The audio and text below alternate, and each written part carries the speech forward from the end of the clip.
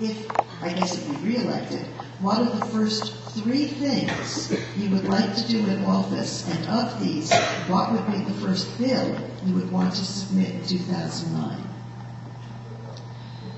Well, one of the 3 things that I do and will continue to do is respond to my constituency. And I've been very responsive to my constituency.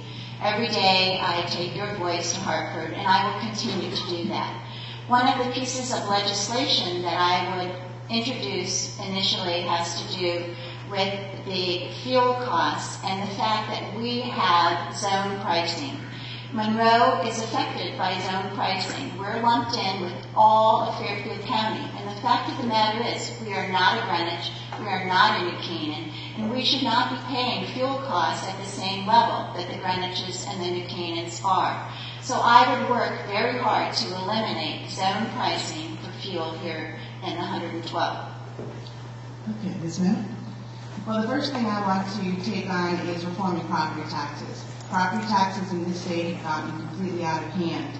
Number 1, the way to do that is to increase the state aid to education. Again, we need a dedicated revenue stream. The money we were supposed to get from gambling and casinos is not going all into education. It's finding its way into the general fund. Number 2, we must find ways to lower costs for municipalities. I've done this successfully with the Connecticut Conference of Municipalities.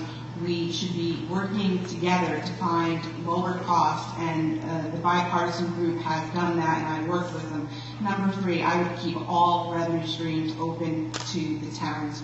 My opponent voted to take away $200,000 from Monroe and $300,000 from Newtown. We must keep all revenue open, otherwise it goes right back on the backs of the property taxpayers, and the property taxpayers had enough. Thank you.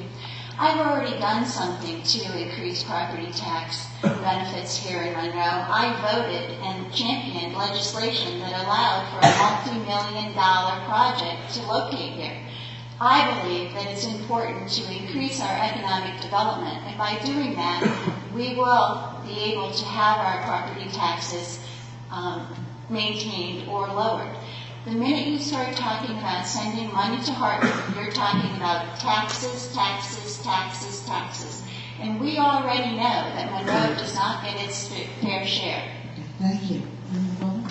My rebuttal is, I absolutely think that bill, the regional bill, was great. In fact, it was unanimously passed by the legislature.